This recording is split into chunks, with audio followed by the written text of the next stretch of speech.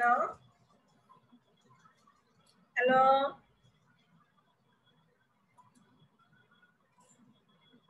Hello, শোনা যাচ্ছে?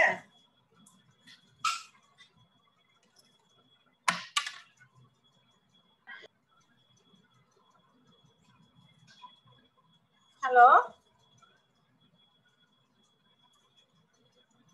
Hello. আচ্ছা আচ্ছা আচ্ছা, এই যে আরে আমার ভুল হয়ে গেছে, আমি মনে হয় যে আবার নতুন পাসওয়ার্ড আবার চেঞ্জ হয়ে গেছে, এটা আমি খেয়াল করি না যে দেওয়া হয়নি। আচ্ছা, এখন আসছি মোটামুটি সবাই। হ্যালো, জি মিস, আসতেছে সবাই। আচ্ছা সবাই আসতে থাকুক, আমরা হচ্ছে এটাকে নিয়ে ইয়ে করি। একটু দেখো তো, এইখানে আমরা যে গ্রাফের মধ্যে ছিলাম, এখন কি গ্রাফটা বোঝা গেছে যে গ্রাফের ইয়েটা কোথায় কি হচ্ছে, আমরা কখন গ্রাফ পেপারে করব এবং কেন হচ্ছে ফ্রি হ্যান্ডে আঁকা শিখবো, এটা বোঝা গেছে? জি ম্যাম। আচ্ছা, এখানে একটা জিনিস বলি, স্বাভাবিকভাবে আমরা হচ্ছে আমাদের কি বলবো, আমাদের হচ্ছে আমাদের স্বাভাবিকভাবেই হচ্ছে ড্রয়িংটা আমরা করব ডাউনওয়ার্ড স্লোপি ডিমান্ড কার্ভ এবং সেটা স্ট্রেট লাইন দিয়ে আঁকবো, ঠিক আছে?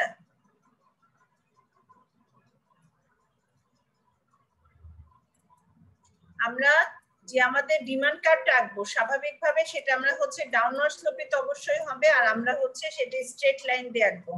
তোমরা ইংরেজি রাইটারদের বই যদি দেখো তাহলে দেখবা অনেক সময় হচ্ছে কার্ভটা একটু হচ্ছে আঁকা বাঁকা করা আছে, আমরা ওই আঁকা বাঁকার মধ্যে যাবো না, আমরা স্ট্রেট লাইনে থাকবো, ঠিক আছে? Okay okay ma'am. আচ্ছা, আমরা হ্যালো, এইবার আমরা সরাসরি চলে যাব। হ্যালো, জি মিস, জি ম্যাম, শোনা যাচ্ছে।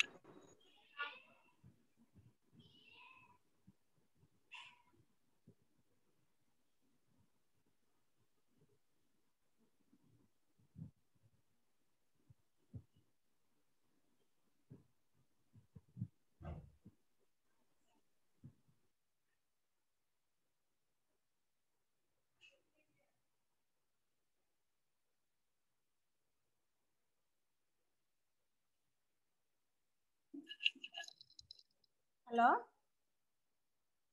হ্যালো। জি ম্যাম। আচ্ছা, আমরা এরপরে যেখানে যাব সেটা হচ্ছে change in the demand curve. Change in the demand curve মানে আমরা আসলে কি বুঝি বলো তো? এটা মানে এমনি চেঞ্জ মানে আমরা আসলে কি বুঝি? চেঞ্জ মানে বুঝি যে আমরা যে অবস্থায় আছি তার থেকে আমাদের কোনো পরিবর্তন হচ্ছে কিনা, ঠিক আছে? সেটাকে আমরা মূলত হচ্ছে চেঞ্জ বলি। আমরা চেঞ্জের ক্ষেত্রে আমরা হচ্ছে ডিমান্ড কার্ভের চেঞ্জের ক্ষেত্রে আমরা দুই ধরনের চেঞ্জ পাই, একটা হচ্ছে movement along the demand curve, আর একটা হচ্ছে shift in the demand curve. এখান থেকে তোমাদের অবশ্যই একটা প্রশ্ন আসে, ডিমান্ড থেকে আসে অথবা সাপ্লাই থেকে আসে অথবা হচ্ছে ডিমান্ড সাপ্লাই দুইটা আসে, এই জায়গাটা থেকে এই জায়গাটা একটু ভালো করে সবাই বোঝার চেষ্টা করবা। আমাদের চেঞ্জ মানে আমরা বুঝি হচ্ছে যে আমরা যে বর্তমান যে অবস্থায় আছি সেটা থেকে আমার কোনো পরিবর্তন হচ্ছে কিনা, কমতে পারে বাড়তে পারে, সেটাকে আমরা চেঞ্জ বলি। যদি একই অবস্থায় থাকে সেটাকে কিন্তু আমরা চেঞ্জ বলি না। তো এইরকম করে ডিমান্ডের ক্ষেত্রে আমরা দুই ধরনের আচ্ছা এটা কমপ্লিট হয়নি না, change in the demand curve, এটা হবে চেঞ্জ ইন দা ডিই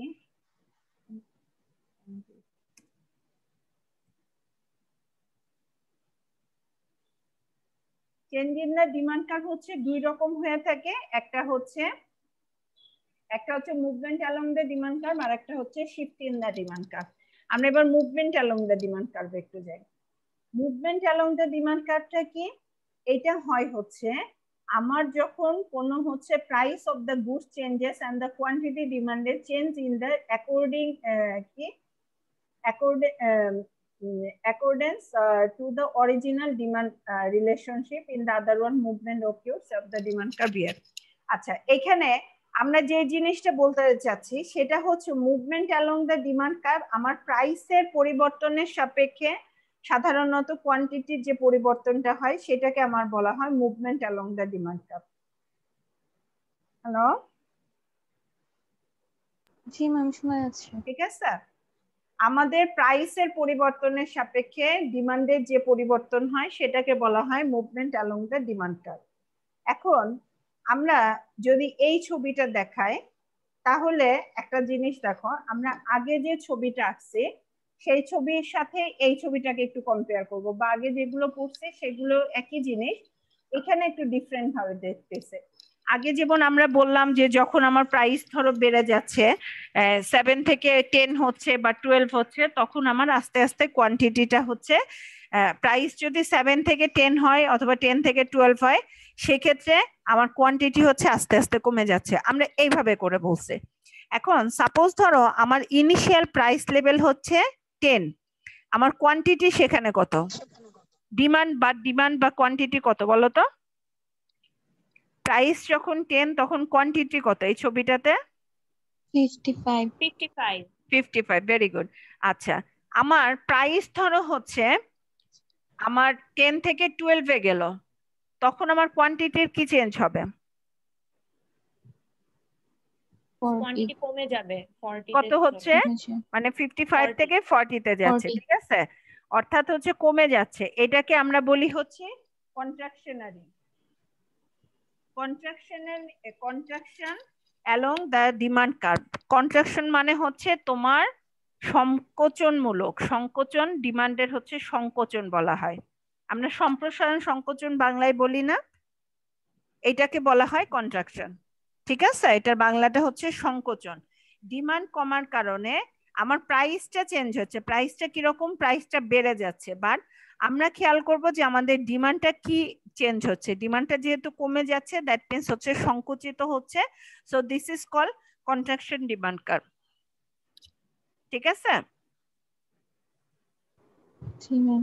আচ্ছা, এরপরে আমি যদি ঠিক উল্টা কথাটা বলি, এখন যদি উল্টাটা বলি, যদি আমার ধরো প্রথম প্রাইস লেভেল হচ্ছে 10, আমার হচ্ছে প্রাইস এখন কমে গেল, তখন আমার কোয়ান্টিটি কি চেঞ্জ হবে? কোয়ান্টিটি বেড়ে যাবে। ভেরি গুড, বেড়ে গেলে সেটা হচ্ছে এক্সটেনশন ডিমান্ড কার্ভ। ঠিক আছে, এখানে ছবিতে দেয়া আছে না, কোয়ান্টিটি 55 থেকে তখন 75 এ চলে যাচ্ছে, যেটাকে বলা হয় extension along the demand curve. বোঝা গেছে? জি মিস। আচ্ছা, দ্যাট মিন্স আমার প্রাইস পরিবর্তনের কারণে যদি আমার হচ্ছে ডিমান্ড কমতে পারে এবং বাড়তে পারে। এখন প্রাইস পরিবর্তনের কারণে ডিমান্ড যদি বেড়ে যায় তাহলে সেটাকে বলা হয় extension along the demand curve, আর প্রাইস বাড়ার কারণে আমার যদি হচ্ছে ডিমান্ড কমে যায় তখন সেটাকে বলা হয় contraction along the demand curve. Clear? জি মিস। জি ম্যাম। আচ্ছা, এখন দেখো এই যে ডিমান্ড একবার বেড়ে যাচ্ছে একবার কমে যাচ্ছে, একবার তোমার হচ্ছে কন্ট্রাকশন হচ্ছে একবার এক্সটেনশন হচ্ছে, এই সবই কিন্তু একই একটা নির্দিষ্ট ডিমান্ড কার্ভের মধ্যে কিন্তু আমরা দেখাতে পারতেছি, রাইট? একটা নির্দিষ্ট ডিমান্ড কার্ভের মধ্যে কিন্তু এটা আমরা শো করতে পারতেছি। This is call movement along the demand curve. ওকে? জি মিস। ওকে ম্যাম। আচ্ছা, কন্ট্রাকশন এন্ড এক্সটেনশন দুইটাই হচ্ছে আমার একই ডিমান্ড কার্ভের মধ্যে শো করা যাচ্ছে, এইটাকে দুইটাকে একসাথে আমার বলা হয় movement along the demand curve. এখন তোমার পরীক্ষায় যদি আসে movement along the demand curve, তাহলে তোমাকে কন্ট্রাকশন এবং এক্সটেনশন দুইটাই তোমাকে বলতে হবে। আর যদি তোমাকে বলা হয় এক্সটেনশন তাহলে তুমি শুধু এক্সটেনশন দেখাবা, আর যদি বলা হয় কন্ট্রাকশন তাহলে শুধু তুমি কন্ট্রাকশন দেখাবা। ক্লিয়ার আমার কথা? জি মিস। মিস ঠিক কিন্তু আছে, এটা কি গ্রাফেও ইন্ডিকেট করে দিতে হবে এক্সটেনশন আর হ্যাঁ, কন্ট্রাকশনটা? এটা তোমার হচ্ছে অবশ্যই ছবি দিয়ে তোমার ব্যাখ্যা করতে হবে, অবশ্যই ছবি দিয়ে। ডেফিনেশন তো জাস্ট একটা, মানে আমার প্রাইস চেঞ্জের কারণে কোয়ান্টিটির যে চেঞ্জ হয় সেটা আমরা হচ্ছে মানে কি সেটাকে আমরা হচ্ছে গ্রাফের মাধ্যমে ইন্টারপ্রেট করলে এটা হচ্ছে movement along the demand curve বোঝায়। এখন তোমাকে হচ্ছে তোমাকে যদি কন্ট্রাকশন দেয় বা এক্সটেনশন যেটাই দেখ, তুমি প্রথমে আগে গ্রাফটা আঁকবা, যদি কন্ট্রাকশন দেয় কন্ট্রাকশন দেখাবা, যদি এক্সটেনশন দেয় এক্সটেনশন দেখাবা, আর যদি কোনোটাই না দেয় movement along the demand curve দেখায় তাহলে আগে এটা আঁকবা, তারপরে তুমি ব্যাখ্যা করবা, ছবির ব্যাখ্যা করবা। বোঝা গেছে? ওকে, জি মিস। আচ্ছা, ওকে মিস। যাদের কাছে জি, ইংলিশ রাইটারের বই আছে, পার্কিন বা স্যামুংসনের, তোমরা দেখবা এই বইয়ের মানে এইরকম ছবি আছে, বইয়ের ভিতরে মুভমেন্ট অ্যালং দ্য ডিমান্ড কার্ভের ছবি আছে। ঠিক ওই ছবির নিচে 2টা থেকে 3টা সেন্টেন্সে কিছু কথা লেখা আছে, ওইটাই কিন্তু তোমার ছবির বর্ণনা। তুমি যদি ওইটাই বুঝে লিখতে পারো, ওইটাই কিন্তু তোমার 5-এর মধ্যে 5 পেয়ে যাবা। কিন্তু এই ছবি থাকতে হবে, এই ছবি আর ওই ছবির ব্যাখ্যা। এখানে কিন্তু জাস্ট ডেফিনেশন, ছবি আর ছবির ব্যাখ্যা, এই হচ্ছে তোমার অ্যান্সার। 10 থাকলে 10-এর মধ্যে তোমাকে হচ্ছে 10 দিবেন, 10 থাকবে না, এইটাতে থাকবে আসলে 5 মার্ক, মানে অর্ধেক মার্ক থাকে তোমাদের। শর্ট কোশ্চেনের মধ্যে এই পার্টটা থাকে, অথবা হচ্ছে ব্রড কোশ্চেনের লেজের মধ্যে থাকে, মানে আর কি ব্রড কোশ্চেনের এবিসি হয় না, ওই একটা পার্ট হিসেবে এটা থাকে। বোঝা গেছে? জি মিস। জি মিস। আচ্ছা, এইটা তো সহজে জিনিস। আচ্ছা, আরেকটা জিনিস বলি, আমরা ল অফ ডিমান্ডের যে কথাটা বলছিলাম, ওখানে আমরা কি বলছিলাম? ওখানে বলছিলাম when other things remaining constant. তোমরা যতদিন এই চ্যাপ্টার 2 পড়বা, ততদিন ল অফ ডিমান্ডটা হচ্ছে তোমরা নলেজের মধ্যে রাখবা। ল অফ ডিমান্ডের কথাটা ছিল when other things remaining constant, if our price changes that will be change our demand, মানে it will be change the demand বা কোয়ান্টিটি ডিমান্ডেড। এই যে আমরা এখানে কি বলতেছি, অন্য জিনিস অপরিবর্তিত থাকলে প্রাইস পরিবর্তনের কারণে ডিমান্ডের যে পরিবর্তন হয়, এটা হচ্ছে law of demand. Movement along এর ডিমান্ড কার্ভের মুভমেন্ট অ্যালং এর ডেফিনেশনও কিন্তু এটা। বুঝে গেছে? তোমরা বইয়ে দেখবে অনেকভাবে লেখা আছে, বাট ডেফিনেশন কিন্তু একই জিনিস। ওখানে ল অফ ডিমান্ড বলতেছে, আর যখন আমরা গ্রাফিক্যালি এই জিনিসটাকে ইন্টারপ্রেট করতেছে, তখন সেটাকে আমরা বলতেছি movement along the demand curve. Clear আমার কথা? জি মিস। ক্লিয়ার? আচ্ছা, এখন হচ্ছে জাস্ট লাস্টের একটা স্লাইড আছে, এখন আমরা বলবো shift in the demand curve. Shift in the demand কার্ভের আগে আমরা হচ্ছে আগে ছবিটা দেখি, পরে ডেফিনেশন করবো। আগে ছবির সাথে একটু ডিফারেন্স আছে না এটা? জি জি মিস। মিস। আচ্ছা, এখানে কি বোঝাচ্ছে, এটা ডেফিনেশনটা আগে আমি বলি। আগে আমি বলছি price changes then it will change the demand curve, বা demand will also changes for the price. Price change হবে আমার হচ্ছে, তার পরিপ্রেক্ষিতে ডিমান্ড, কোয়ান্টিটি ডিমান্ড চেঞ্জ হবে, বা দ্রব্যের ডিমান্ডটা চেঞ্জ হবে। সেটা ছিল movement along the demand curve. But আমার এই হচ্ছে shift in the demand curve হচ্ছে, এখানে দেখো প্রাইস একটা, খেয়াল করো একটা প্রাইস, তাই না? জি মিস।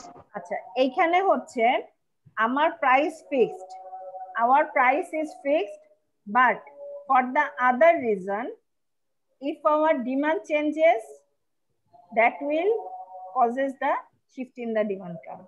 মানে আমার প্রাইস যদি স্থির থাকে বা ফিক্সড থাকে বা কনস্ট্যান্ট থাকে, অন্যান্য পরিবর্তনের কারণে, অন্যান্য পরিবর্তন কি, ওই যে আমাদের ডিটারমিনেন্টস ছিল, বা সাপোজ ধরো আমার ইনকাম লেভেল চেঞ্জ হয়ে গেল, আমার টেস্ট চেঞ্জ হয়ে গেল, আমার ওয়েদার চেঞ্জ হয়ে গেল। এখন যেমন আমরা হয়তো অনেকে আইসক্রিম খেতে পছন্দ করি, কিন্তু যেহেতু একটু উইন্টার আসতেছে, আমরা কিন্তু অনেকেরই ডিমান্ডটা চেঞ্জ হয়ে যাবে। এই যে অন্যান্য পরিবর্তনের কারণে আমার তখন যে ডিমান্ডটা চেঞ্জ হবে, সেটা হচ্ছে শিফট ইন দা ডিমান্ড কার্ভের মূল কারণ। বুঝা গেছে? জি মিস। জি মিস। আমার এই ছবিটা আগে বলি, তারপরে হচ্ছে আমরা ডেফিনেশনে যাব। আমার ইনিশিয়াল বা প্রথম ডিমান্ড কার্ভ হচ্ছে D1, আমার প্রাইস হচ্ছে P1, প্রাইস হচ্ছে ফার্স্ট প্রাইস হচ্ছে P1, ফার্স্ট ডিমান্ড কার্ভ হচ্ছে এই মাঝখানেরটা D1। আমার তখন কোয়ান্টিটি ছিল Q1। ক্লিয়ার? ক্লিয়ার? জি মিস। আচ্ছা, যদি আমার কোনো কারণে for any reason, if our, আমি এমনি বলতেছি, এখানে ছোট ছোট লেখাগুলো আমি পরে পড়বো, আমার যদি কোনো কারণে ডিমান্ডটা বেড়ে যায়, তখন demand curve parallelly shift to the right. এখানে দেখো এই 3টা কার্ভই কিন্তু প্যারালাল, একটা আরেকটার সাথে কিন্তু মিলবে না। কোনো কারণে তোমাদের যদি মিলে যায়, তাহলে কিন্তু ছবি ভুল, একেবারে 5-এর মধ্যে 3 কাটা। এই 3টা ডিমান্ড কার্ভই কিন্তু হচ্ছে আমার প্যারালাল, ওই রেল লাইনের মতন, কোনোটা কোনোটার সাথে মিলবে না।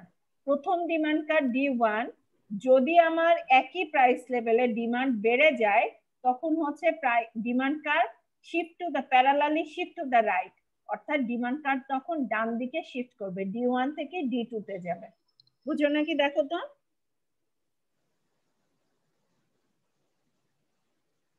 জি ম্যাম বোঝা গেছে?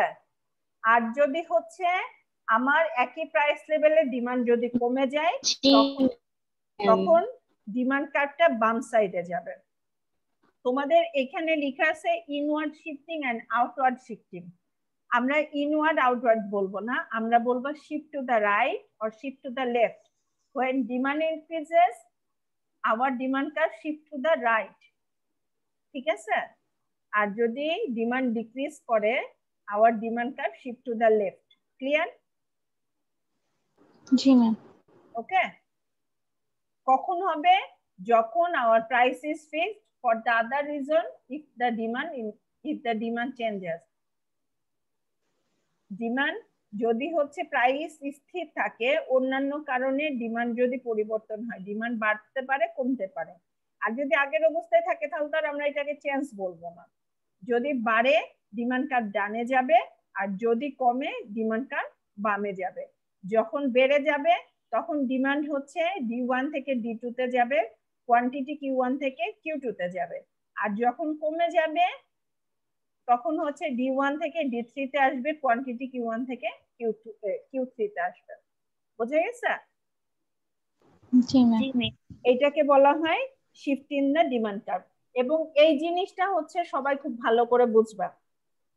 আমাদের আজকের মতো স্লাইড শেষ। আমরা হচ্ছে আচ্ছা এটা ডেফিনেশনটা একটু বড় হয়নি। A shift in demand curve occurs when the while demand curve moves to the right or left. For example, an increase in income, আমাদের ইনকাম বাড়ার কারণে would means people can offer to buy more. আমার যদি হচ্ছে income বাড়ার কারণে মানুষ হচ্ছে বেশি বেশি জিনিস ক্রয় করবে, হচ্ছে যদি প্রাইস একই থাকে তখন হচ্ছে কি ডিমান্ড কার্ভটা ডান দিকে শিফট হবে, আর হচ্ছে উল্টা জিনিসের ক্ষেত্রে বাম দিকে শিফট হবে। এই আর কি, এটা বোঝাচ্ছে। ঠিক আছে? ওকে। জি মিস।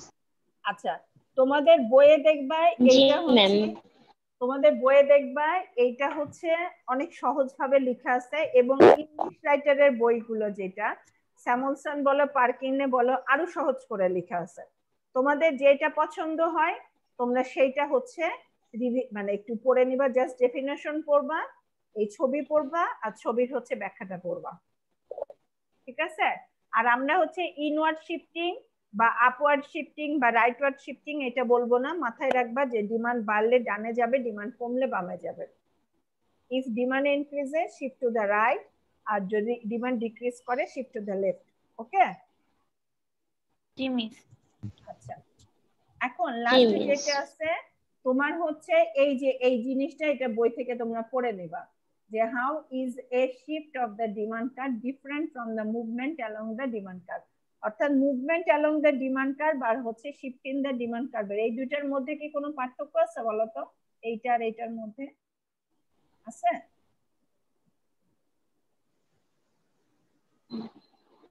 আছে না? পার্থক্য হ্যাঁ, এটা আলাদা আলাদা হয়।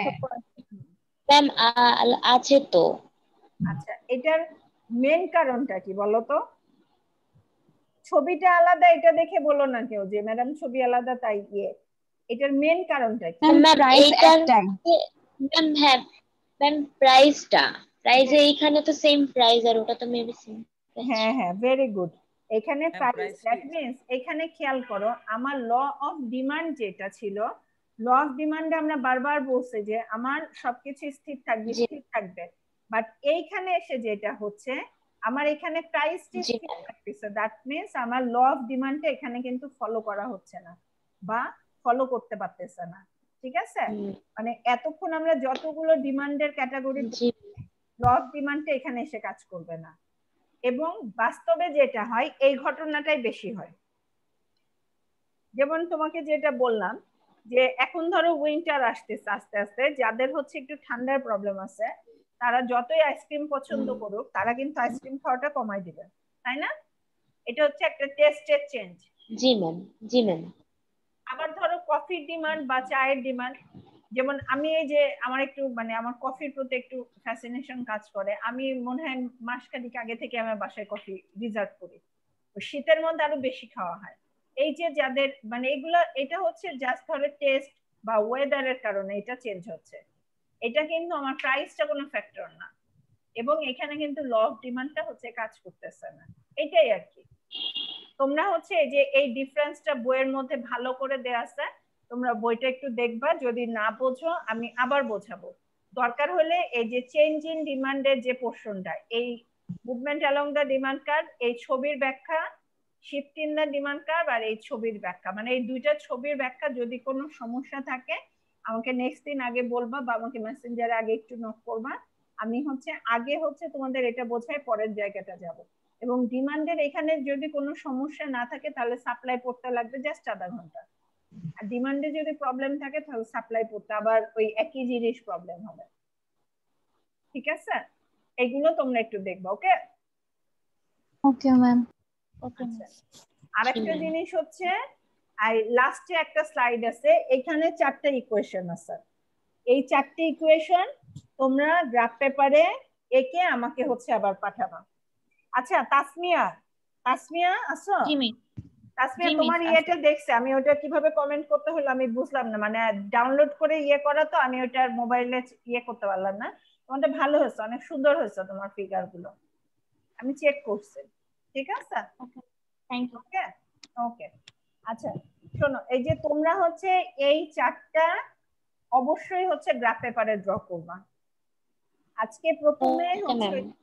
প্রথমে ওই যে 2টা গ্রাফ বললাম, যেটা তোমরা ওইটা হচ্ছে আগে করো, করে ওইটা হচ্ছে আমাকে ওই যে মেসেঞ্জার গ্রুপে দেখাও, আর বাট হচ্ছে ওইটা ফ্রি হ্যান্ড রাখো, সমস্যা নাই। এই 4টা তুমি অবশ্যই হচ্ছে গ্রাফ পেপারে ড্র করে আমাকে হচ্ছে ওটা পাঠাবো। ঠিক আছে, ওকে ম্যাম। ওকে। জি ম্যাম। আচ্ছা আজকের মতন তাহলে ওকে ক্লাস ম্যাম। শেষ করি। আর এইটা কাকে পাঠাবো, কার ইয়েতে পাঠাবো বলো তো, মেলে? মিস আমাকে আর মাইশাকে পাঠিয়ে দেন, আমরা বাকিদেরকে দিয়ে দিব। যে সেদিন কাকে কাকে তোমাদের দুইজনকে পাঠাইছে? জি ম্যাম। আচ্ছা আমাকে আরেকবার হচ্ছে একজনের ইয়ে থেকে আমাকে আরেকবার হচ্ছে ইমেল গুলো পাঠাই দাও, বা হচ্ছে ওকে যে ম্যাম। মেসেঞ্জার জাস্ট দুইজনের ইয়েটা একটু পাঠাই দাও, যে আমার মোবাইলটা আবার নিয়ে গেছে। তোমরা তাহলে ওইভাবে করে ইয়ে করো, ওই কি বলে, এগুলা হচ্ছে দেখো, যদি কোনো সমস্যা থাকে আমাকে আগে হচ্ছে তোমরা নক করবা।